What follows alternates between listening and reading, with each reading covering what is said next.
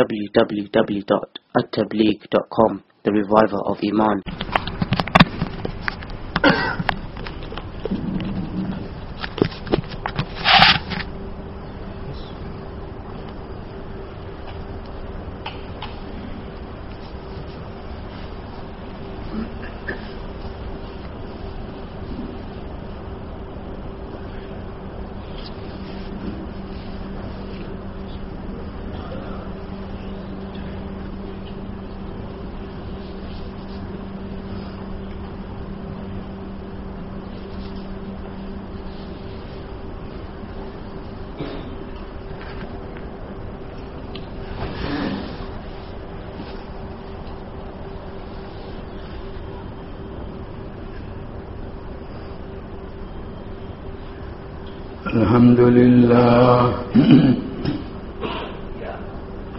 الحمد لله نحمده ونستعينه ونستغفره ونؤمن به ونتوكل عليه ونعوذ بالله من شرور أنفسنا ومن سيئات أعمالنا ونعوذ بالله من شرور أنفسنا ومن سيئات أعمالنا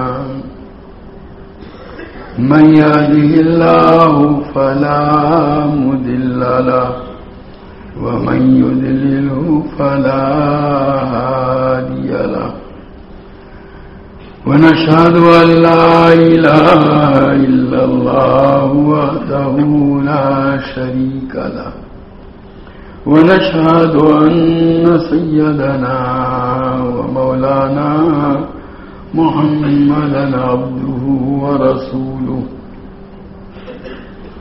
أرسله إلى كافة بشيرا ونذيرا وداعيا إلى الله بإذنه وسراجا منيرا صلى الله تعالى عليه وعلى آله وأصحابه وبارك وسلم تسليما كثيرا كثيرا.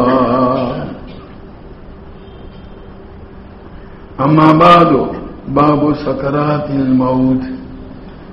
حدثنا محمد بن عبيد بن ميمون قال حدثنا عيسى بن يونس عن عمر بن سعيد قال أخبرني ابن أبي مليكة أن أبا عمرو ذكوان مولى عائشة رضي الله تعالى عنه أخبره أن عائشة رضي الله تعالى عنها كانت تقول إن رسول الله صلى الله عليه وسلم كان بين يديه ركوة أو علبة فيها ماء يشك عمر فجعل يدخل يديه في الماء فيمسح بهما وجهه ويقول لا إله إلا الله إن للموت سكرات، ثم نصب يديه فجعل يقول في الرفيق الأعلى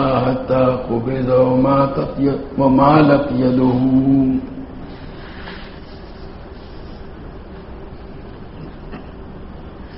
موت کی سختیوں کا تذکرہ. سکرات، یہ سکرتن کی جمع ہے.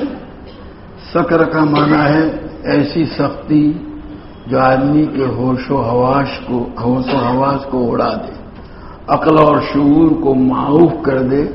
ایسی جو تکلیف اور شدت ہوتی ہے اس کو سکرن سے تعبیر کرتے ہیں.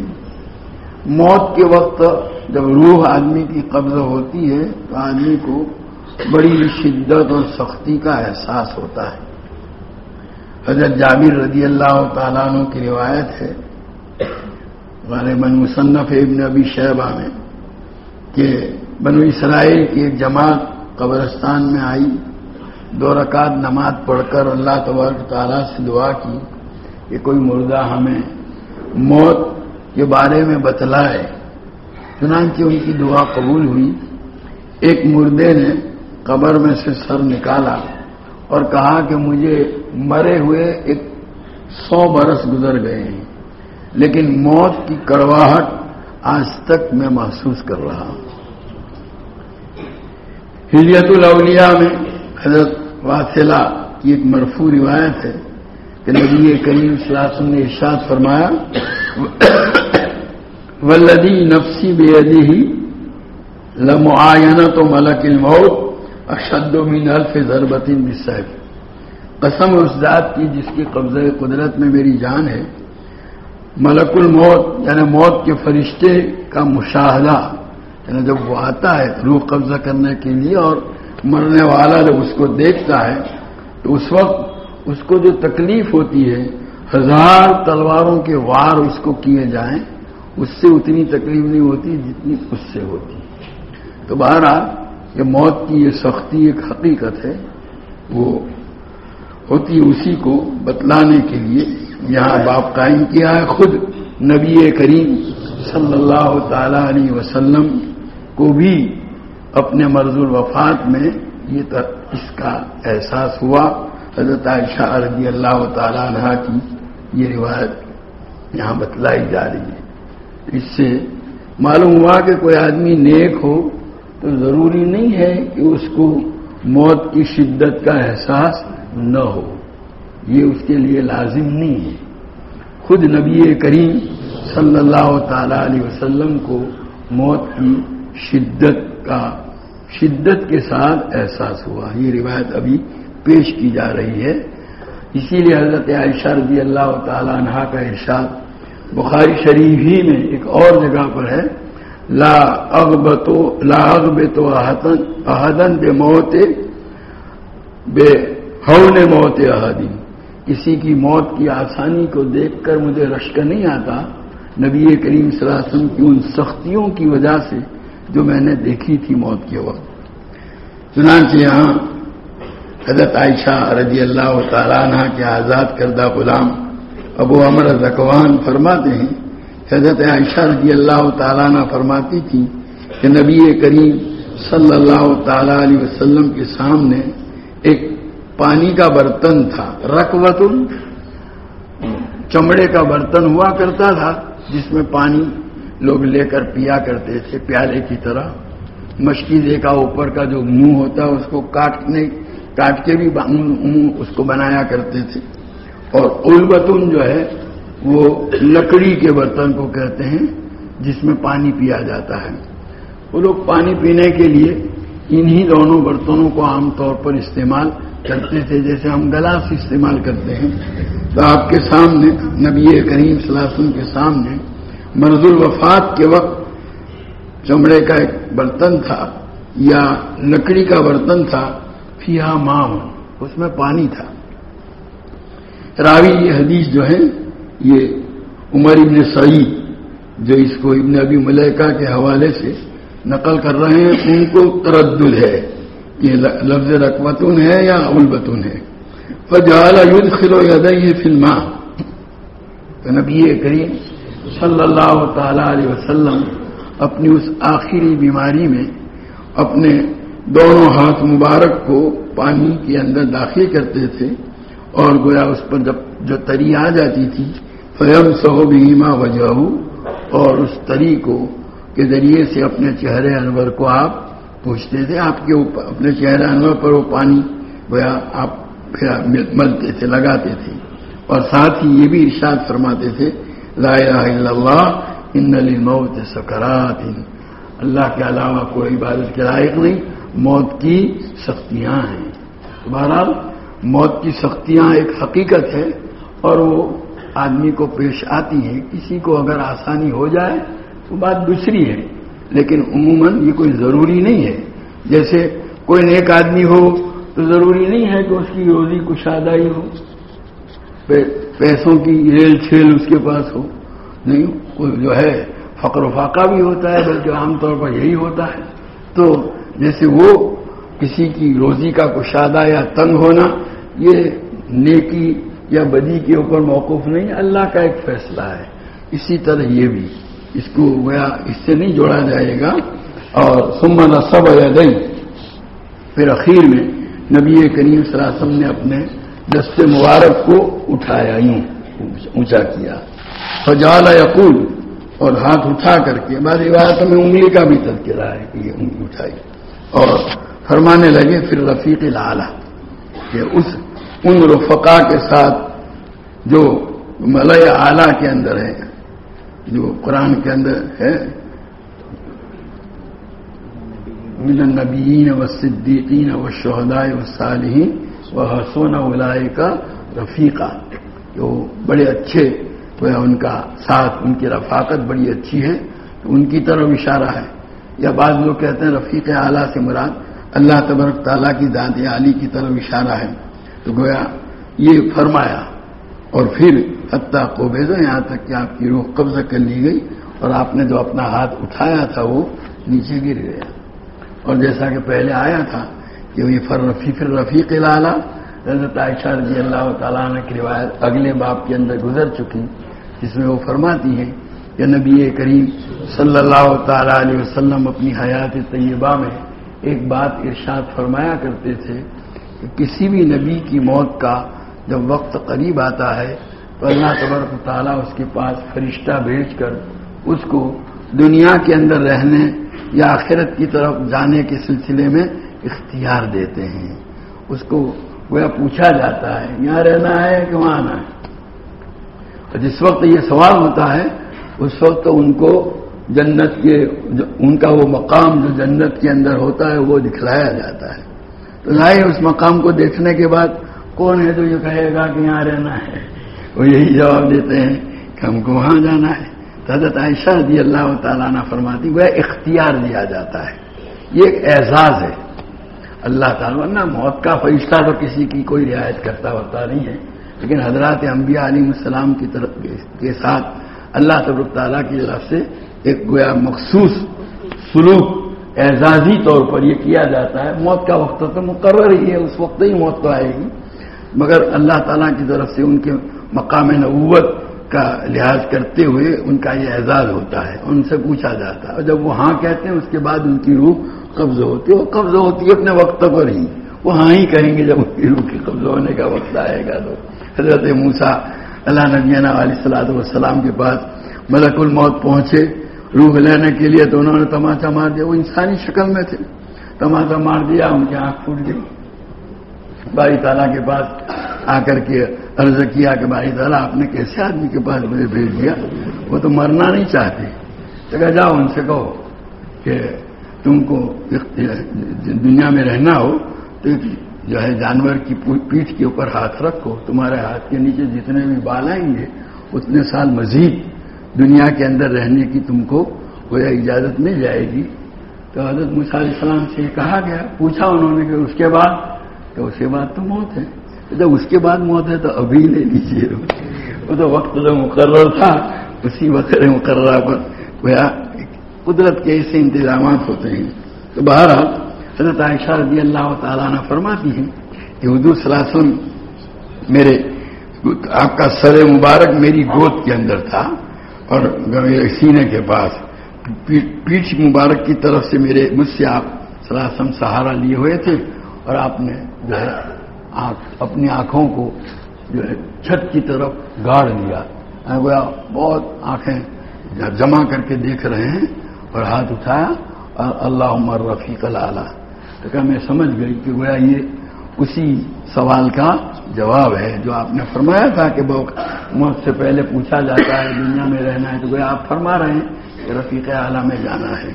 تو جواب تو سنا، اسی سے حضرت عائشہ رضی اللہ تعالیٰ عنہ نے سوال کا قیاس کر لیا. جیسے ہم کسی کا فون سنا، کوئی فون کر رہا ہو کے بعد میں تو بات جملہ بولتے ہیں تو سمجھدار سمجھ جاتے ہیں، وہاں سے کسی نے یوں کہا ہوگا اس نے یہ جواب دیا. ایسا حضرت عائشہ رضی اللہ تعالیٰ عنہ فرماتی ہیں. بہرحال یہاں تو نبی کریم صلی اللہ علیہ وسلم کے ارشاد ان للموت سکرات، کہ موت کی سختیاں ہیں، اور موت کی بڑی سختیاں ہیں. حقیقت یہ کہ موت کے فرشتے کے دیکھنے سے جو کیفیت ہوتی ہے اس کے علاوہ اور کوئی تکلیف نہ ہو تو بھی بہت بڑی بات ہے. حدثنا صدقت قال اخبرنا عبدة عن هشام عن ابي عن عائشة رضي الله تعالى عنها قالت كان رجال من الاعراب جفاة یاتون النبی صلی اللہ علیہ وسلم یسألونه. حضرت عائشہ رضی اللہ تعالیٰ عنہ فرماتی ہیں کہ دیہات کے رہنے والے سخت مزاج دیہاتی، جفات جافی کی جمع ہے، یعنی عام طور پر دیہات کے رہنے والوں کے اندر مزاج کے اندر سختی ہوتی ہے، اکڑ پن ہوتا ہے. تو اسی اکڑ پن کو جفاوت سے تعبیر کیا جاتا ہے کہ وہ اکڑ مزاج دیہاتی لوگ آ کر نبی کریم صلی اللہ علیہ وسلم سے سوال کرتے تھے متسا قیامت کب آئے گی. اب ظاہر ہے نبی کریم صلی اللہ تعالی علیہ وسلم قیامت کا علم اللہ تعالیٰ کو ہے، کوئی اور نہیں جانتا. اس کے بجائے ان کے مناسب حال نبی کریم صلی اللہ تعالی علیہ وسلم نے جواب ارشاد فرمایا فکان ینظر الی اصغرہ.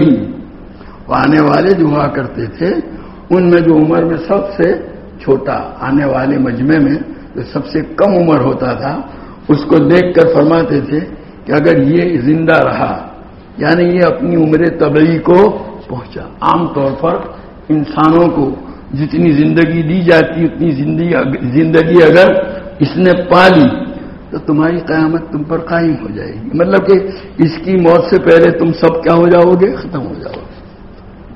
یہاں قیامت کے سلسلے میں علماء فرماتے ہیں کہ قیامت کی 3 قسمیں ہیں. قیامت ساعت صغرا، ہر آدمی کی موت اس کے حق میں قیامت ہے. ممات فقط قامت قیامت ہو، جس کا انتقال ہو گیا گویا اس کی قیامت قائم ہو گئی. قیامت جو ہے دنیا ختم ہونا تھا، یہ تو ختم ہی ہو گیا.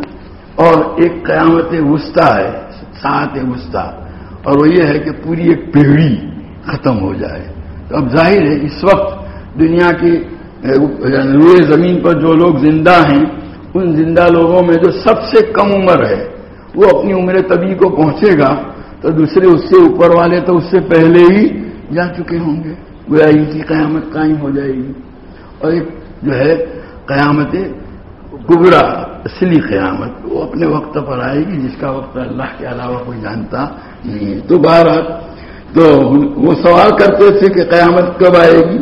تو نبی کریم صلی اللہ تعالی علیہ وسلم ان میں جو سب سے کم عمر والا ہوتا تھا اس کی طرف دیکھ کر کے فرماتے تھے کہ اگر یہ زندہ رہا یعنی اپنی عمر طبعی کو پہنچا. عام طور پر انسان کو جو زندگی اللہ کی طرف سے دی جاتی اتنی اگر اس کو ملی تو لا یدرکہ الحرم، اس کو بڑھاپا نہیں پائے گا یہاں تک کہ تمہاری قیامت قائم ہو جائے گی. مطلب ہے کہ تم میں سے کوئی باقی نہیں رہے گا، تمہاری بیڑی ختم ہو جائے گی. ابھی موت کا تذکرہ ہے. قال ہشام، راوی حدیث جو ہے ہشام بن عروہ، وہ کہتے ہیں کہ حتی تقوم علیکم ساعتکم، یہاں مراد بول کر نبی کریم صلی اللہ علیہ وسلم نے موت لی کہ تمہاری قیامت قائم ہو جائے گی، تمہاری موت آ جائے گی. حدثنا اسماعیل قال حدثني مالک عن محمد بن عمرو بن حلحلة عن معبد بن كعب عن ابي قتادة بن ربيعي الانصاري رضي الله تعالى عنه انه كان يحدث ان رسول الله صلى الله عليه وسلم مر عليه بجنازة. حضرت ابو قتادہ انصاری رضی اللہ تعالیٰ عنہ فرماتے ہیں کہ نبی کریم صلی اللہ تعالیٰ علیہ وسلم کے پاس سے ایک جنازہ گزارا گیا. لوگ جنازہ لے کر وہاں سے گزرے. قال مستریح و مستراح منہ، اور دوسری روایت میں او بھی کہ یہ جو میت ہے یا تو راحت اور آرام پانے والا ہے یا اس سے راحت پائی گئی ہے. اب صحابہ ویسے مستریح کا لغوی معنی تو واضح ہے کہ راحت پانے والا، نجات پانے والا، اور مستراح جس سے لوگ راحت پالیں اس کی شر سے. یہ ترجمہ تو واضح ہے لیکن حضور صلی اللہ علیہ وسلم کی مراد مستریحون اور مستراحون سے کیا تھی، کس راحت کس سے پانے کی. تو قالوا یا رسول اللہ من مستریح والمستراح منہ، صحابہ نے عرض کیا، پوچھا کہ اللہ کے رسول راحت پانے والا اور جس سے راحت پائی گئی اس سے مراد کیا ہے آپ کی. قال العبد المؤمن یستریح من نصب الدنیا واداها الى رحمت اللہ. بندے مومن اس کو جب موت آتی ہے تو موت کی وجہ سے دنیا کی مصیبتوں سے اور تکلیفوں سے نجات پا کر کے وہ اللہ کی رحمت میں پہنچ جاتا ہے. ہوتا ہے مستریحن، راحت پانے والا، نجات پانے والا. اور گنہگار کافر فاجر بندہ، لوگ اس کے گناہوں کی وجہ سے دنیا کے اندر مصیبتیں آتی تھی، بارش رکتی تھی، آفات نازل ہوتے تھے، تو گویا اس کے جانے سے جو ہے اللہ کے بندوں کو اور جو ہے آبادیوں کو اور شہروں جو ہے مویشیوں کو راحت پہنچے. لوگ اس سے راحت پاتے ہیں. خس کم جہاں پاک بولتے ہیں کہ مصیبت بلا گئی، تو گویا ان کے اس کے وجود سے، اس کے گناہوں سے مصائب آتے تھے. وہ جب گیا تو ان مصائب سے لوگوں کو راحت مل گئی، گویا اس سے راحت پائی گئی.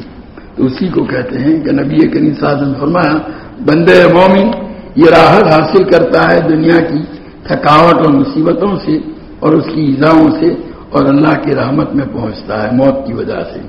اور گنہگار بندہ یہ اس سے راحت حاصل کرتے ہیں اللہ کے بندے اور آبادیاں اور درخت اور چوپائے، مطلب کہ اس کے گناہوں کی وجہ سے ان چیزوں کے اوپر مصیبتیں آتی تھی، اس کے جانے سے وہ سب سلسلہ ختم ہو جائے گا، راحت پائیں گے لوگ. حدثنا مسدد قال حدثنا يحيى عن عبد الله بن سعيد عن محمد بن عمرو بن حلحلة قال حدثني ابن كعب عن ابي قتادة رضي الله تعالى عنه وعنه عن النبي صلى الله عليه وسلم قال مستریح او مستراح منه المؤمن یستریح. وہ اوپر والی روایت ہے، ذرا اس میں اختصار سے کام لیا گیا ہے. حضور صلی اللہ علیہ وسلم فرماتے ہیں یہ جو ہے آرام حاصل راحت پانے والا یا اس سے راحت پائی گئی بندے مومن میں راحت پانے والا ہے. حدثنا حمیدی قال حدثنا سفیان قال حدثنا عبداللہ بن ابی بکر بن عمرو بن حزم سمع انس بن مالک رضی اللہ تعالی عنہ یقول قال رسول اللہ صلی اللہ علیہ وسلم یتبع المیت ثلاثۃ. حضرت انس رضی اللہ تعالی عنہ کی روایت ہے کہ نبی کریم صلی اللہ تعالی علیہ وسلم کا ارشاد ہے کہ تین چیزیں میت کے ساتھ جاتی ہیں. جب آدمی جاتا ہے جنازہ اٹھایا جاتا ہے تو تین چیزیں جاتی ہیں. فیرجع اثنان ویبقى وهو واحد، تو ان میں سے دو تو واپس آتی ہیں، ایک اس کے ساتھ رہ جاتی ہے. کون جاتا ہے؟ یتبع اہلہ ومالہ وعملہ، اس کے گھر والے جنازہ لے کر جائیں گے، گھر کے لوگ وہ جاتے ہیں جنازے لے کر وہاں قبر تک ساتھ، اور اس کا مال سے مراد کہتے ہیں پہلے زمانے کے اندر اس کے مال کو بھی ساتھ میں لے جاتے تھے، پھر دفن کر کے اس کو واپس لے آتے تھے مال کو. اور بہرحال کچھ نہ کچھ تو اس کے مال کا حصہ جاتا ہی ہے. اس کی جو ہے چادر وادر جو بچھائی جاتی ہے اس کے نیچے، یا جس چارپائی کے اوپر میت کو اٹھایا گیا کہتے آج کل تو وہ مسجد کی ہوا کرتی ہے، لیکن اس زمانے میں ایسا نہیں تھا. تو بہرحال مال پورا مال یا اس کا کچھ حصہ اور اس کے اعمال، تین چیزیں گئی یہاں سے قیبر تک. فیرجع اہلہ ومالہ، تو اس کے جو رشتہ دار ہیں گھر والے وہ تو واپس آتے ہیں، اس کو قبر میں دفن کر کے آ جائیں گے. مال بھی جو تھا وہ بھی واپس لایا جاتا ہے اور اس کا عمل اس کے ساتھ رہ جاتا ہے. تو گویا جو چیز ساتھ رہنے والی ہے اس کے اندر آدمی کو کوشش کرنی چاہیے اعمال کو درست کرنے کی. حدثنا ابو النعمان قال حدثنا حماد بن زید عن ایوب عن نافع عن ابن عمر رضی اللہ تعالی عنہما وعنہم قال رسول اللہ صلی اللہ علیہ وسلم اذا مات احدکم عرض علیہ علی مقعدہ غدوۃ وعشیۃ اما النار واما الجنہ فیقال هذا مقعدک حتی تبعث.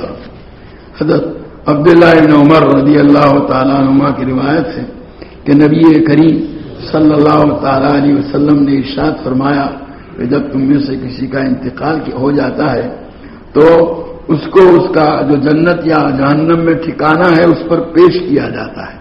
اور بعض روایتوں میں جنت یا جہنم والا ٹھکانہ اس پر پیش کیا جاتا ہے، یعنی جنت میں جو اس کا مقام ہے اگر وہ جنتی ہے تو جنت والا مقام اس کو بتلایا جاتا ہے روزانہ صبح اور شام، صبح بھی اور شام کو بھی.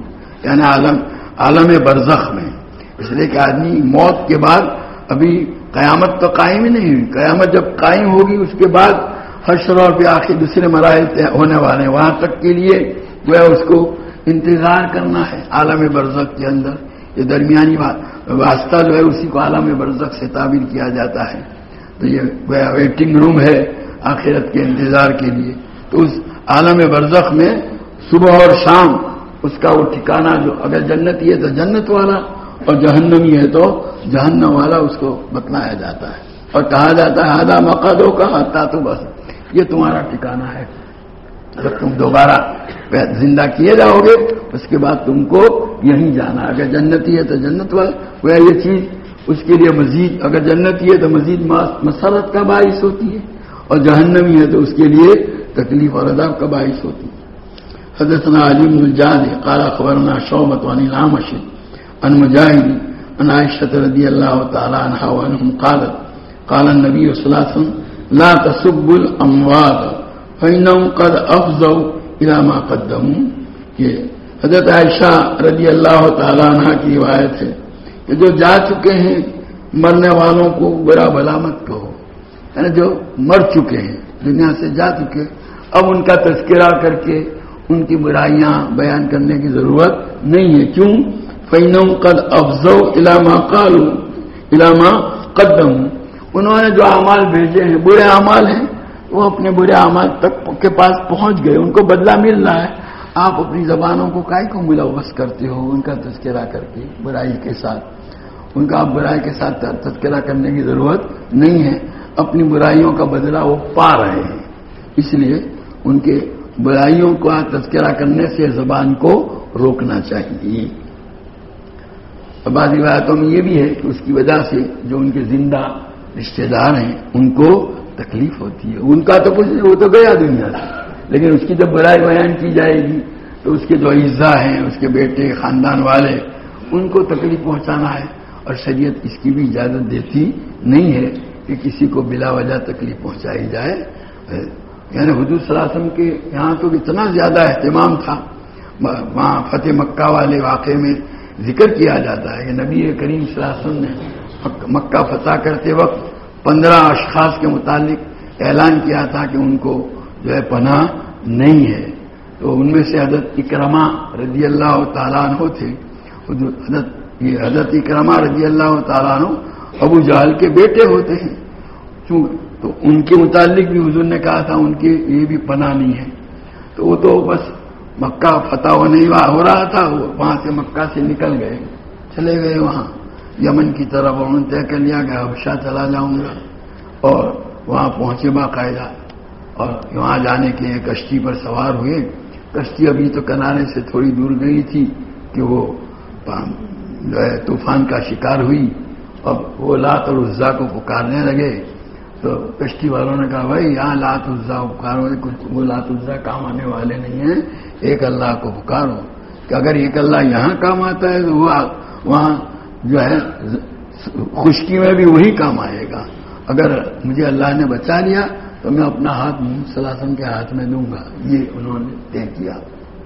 ادھر ان کی بیوی جو تھی ام حکیم، وہ ان کی چچا زاد بہن ہوتی ہے، حارث بن ہشام جو ان کے چچا، بعد میں اللہ نے ان کو بھی ایمان کی توفیق عطا فرمائی. ان کی بیٹی ہوتی تھی، تو وہ ایمان لے آئی تھی، اور انہوں نے نبی کریم صلی اللہ تعالی علیہ وسلم سے اپنے شوہر کے متعلق امان حاصل کی. کہا تو حضور صلی اللہ علیہ وسلم نے کہا ٹھیک ہے ان کو لے آؤ. یہ ان کو تلاش کرتے ہوئے وہاں پہنچی. ان کو کشتی بھی صحیح سلامت کنارے پر آ گئی. انہوں نے کہا میں نے آپ کے لیے امان حاصل کر لی ہے. خیر راستے میں جب وہ دونوں میاں بیوی آ رہے تھے، انہوں نے قریب ہونا چاہا بیوی کے ساتھ جیسے شوہر چاہتا ہے، انہوں نے روک دیا کہ تم کافر ہو، میں مسلمان ہوں. وہ سوچنے لگے کوئی بڑی چیز ہے جو اس کو جو ہے روک رہی ہے اس سے. چنانچہ جب مدینہ پہنچے تو میں جو بتلانا چاہتا ہوں یہ ہے کہ حضور صلی اللہ علیہ وسلم کو بدلے وہی اطلاع ہوئی تو آپ صلی اللہ علیہ وسلم نے فرمایا کہ اکرمہ جو ہیں آ رہے ہیں، کوئی ان کے باپ ابو جہل کو برا بلا مت کہنا ورنہ اس کی وجہ سے ان کو تکلیف ہوگی. ابو جہل جیسے کو بھی برا بلا کہنے سے نبی کریم صلی اللہ علیہ وسلم نے اس لیے منع فرمایا کہ بیٹے کو تکلیف نہ ہو. شانت نبی کریم اسلام میں تو اتنا زیادہ لحاظ کیا جاتا ہے، ضرورت ہے کہ ہم اپنے معاشرے میں ان چیزوں کا اہتمام کریں.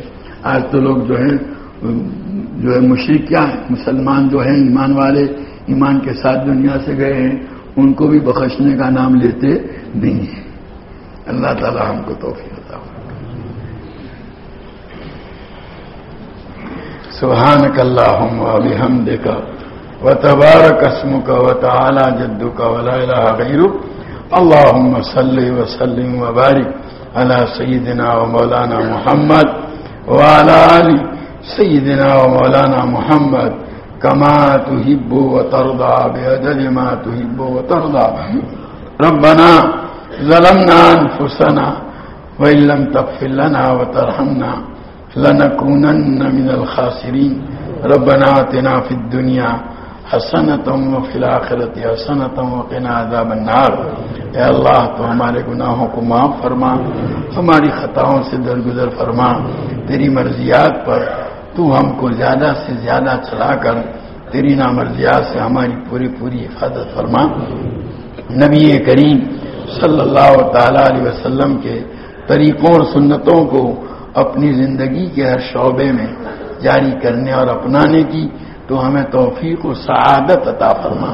حضور اکرم صلی اللہ تعالی علیہ وسلم کے طریقوں کی محبت اور غیروں کے طریقوں کی نفرت ہمارے قلوب کے اندر ڈال دے.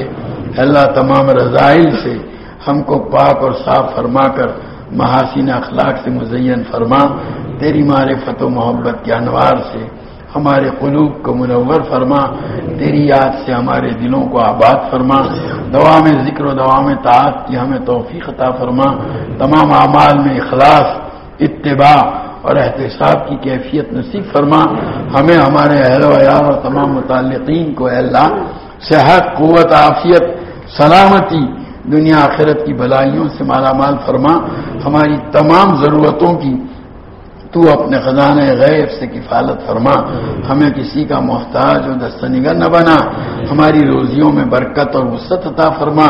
ہماری اولادوں کو اے اللہ عقائد حقہ، علوم نافعہ، اعمال صالحہ، اخلاق فاضلہ سے آراستہ فرما. برے اخلاق، برے کردار و گفتار، برے عادات و اطوار، بری صحبتوں، برے ماحول کے برے اثرات اور برے لوگوں کی بری عادتوں کا نشانہ بننے سے ان کی پوری حفاظت فرما. اپنی شان ربوبیت سے اے اللہ تو ان کی تربیت فرما کر ان کو ہماری آنکھوں کی ٹھنڈک، ہمارے دلوں کا سرور، ہمارے لیے صدقہ جاریہ اور ہماری امیدوں سے بڑھ کر کے بنا دے. ہمیں ہمارے تمام متعلقین کو اے اللہ نماز کا قائم کرنے والا بنا دے. نماز کا عشق و محبت ہمارے دلوں کے اندر ڈال دے. نماز کو ہماری آنکھوں کی ٹھنڈک بنا. نماز کا خشوع و خضوع ہمیں عطا فرما. نماز کے انوار و برکات سے ہماری زندگیوں کو اے اللہ اور ہمارے گھروں کو منور اور معمور فرما. عبادات کا اہتمام نصیب فرما. معاملات کی درستگی عطا فرما. معاشرت کا حسن عطا فرما. آپسی حقوق کی ادائیگی کا اہتمام نصیب فرما. آپس کی حق تلفیوں سے اللہ ہماری پوری حفاظت فرما. اے اللہ مختلف حیثیتوں سے جو ذمہ داریاں اور فرائض منصبی تو نے ہم پر لازم کر رکھے ہیں، پوری امانت و دیانت کے ساتھ ان کو ادا کرنے کی ہمیں توفیق اور سعادت عطا فرما. ان کی ادائیگی میں ادنا خیانت اور بددیانتی کے ارتکاب سے تو ہماری پوری حفاظت فرما. اللہ تو ہمیں اپنی کمیوں، کوتاہیوں، اپنے قصور، اپنے عیوب و ذنوب کا ادراک اور احساس عطا فرما کر اس کی اصلاح کی توفیق عطا فرما. اللہ ہمارے بیماروں کو صحت کاملہ عاجلہ مستمرہ عطا فرما. مقروضوں کے قرضوں کی ادائیگی کی شکلیں پیدا فرما. پریشان حالوں کی پریشانیوں کو دور فرما. حاجت مندوں کی حاجتیں پوری فرما. قید و بند میں محبوسوں کو رہائی نصیب فرما. مقدمات میں ماخوذوں کو بری فرما. جو جس مصیبت میں گرفتار ہے اے اللہ اس سے نجات عطا فرما. حضور پاک صلی اللہ علیہ وسلم کا امتی جہاں کہیں بھی ہو اس کے ایمان و اسلام کی، جان و مال کی، عزت و آبرو کی، اہل و عیال کی، تجارت و زراعت و کاروبار کی، ہر چیز کی پوری حفاظت فرما. پورے عالم میں امت محمدیہ جہاں کہیں مظلومیت کا شکار ہے اللہ اس کی بھرپور نصرت فرما، ظالم کے ہاتھ کو ظلم سے روک دے، شیعیت اور رافضیت کے شر، ان کی سازشوں، ان کے غلبے سے عالم اسلام کی حفاظت فرما، اللہ شرق اوسط کے حالات کو اہل حق کے حق میں سازگار بنا دے، اللہ اپنے فضل کا معاملہ فرما، ممالک اسلامیہ کے سربراہوں کو ہدایت عطا فرما، بے دینوں ملحدوں کی سربراہی سے ان ممالک کو نجات عطا فرما کر دیندار امانتدار غیرت ایمانی سے بھرپور ہاتھوں میں اقتدار عطا فرما، جو اپنے اپنے علاقوں میں شریعت مطہرہ کو جاری و ساری کرنے والے ہوں، اے اللہ حرمین شریفین کی حفاظت فرما، اے اللہ اس ملک میں امن و امان کی فضائیں قائم فرما، اے اللہ اس ملک میں امن و امان کی فضائیں قائم فرما، یا رہنے والی قوموں میں آپس میں محبت رواداری ایک دوسرے کے ساتھ حسن سلوک کو عام فرما، اے اللہ جو لوگ اس ماحول کو ختم کر کے اے اللہ ان قوموں میں عداوت اور بغض کے بیج ڈال کر کے اے اللہ ان کو برباد کرنا چاہتے ہیں، ان کی سازشوں کو ناکام کر دے، ہندوتو کے علم برداروں کے سارے ایجنڈوں کو بھی ناکام کر دے، اپنے فضل کا معاملہ فرما دے، اے اللہ اپنے فضل کا معاملہ فرما دے، تیرے حبیب پاک صلی اللہ علیہ وسلم نے جتنی خیر اور بھلائی تجھ سے مانگی ہمیں اور پوری امت کو عطا فرما، جن شرور و برائیوں سے پناہ چاہیے اس سے ہماری اور پوری امت کی حفاظت فرما، اے اللہ اس مجلس میں شریک تیرے تمام بندوں اور بندیوں کی جائز اور نیک مرادیں پوری فرما، ربنا تقبل منا انک انت السمیع العلیم وتب علینا انک انت التواب الرحیم، صلی اللہ تعالی علی خیر خلقہ سیدنا مولانا محمد وآلہ وصحبہ اجمعین۔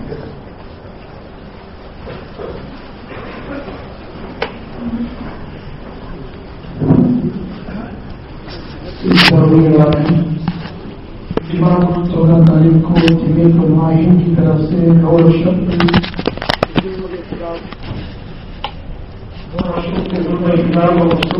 مسلمانوں پر جو